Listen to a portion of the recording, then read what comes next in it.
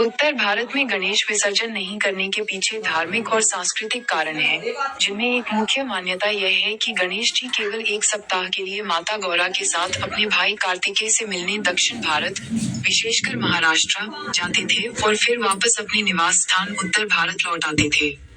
इसलिए, जब उनका स्थायी निवास उत्तर भारत में ही है, तो उन्हें विसर्जित करके अगले वर्ष आने का निमंत्रण देना उचित नहीं माना जाता है।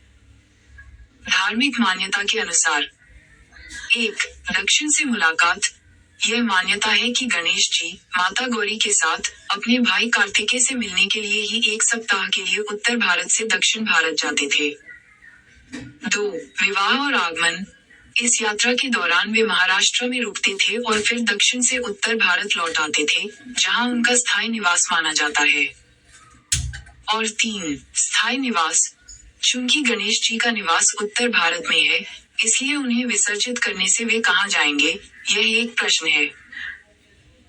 सांस्कृतिक और पारंपरिक कारण। 1. स्थानीय परंपराओं में अंतर।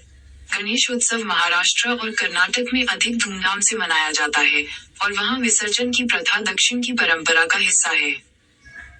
2. लोकमान्य तिलक का योगदान।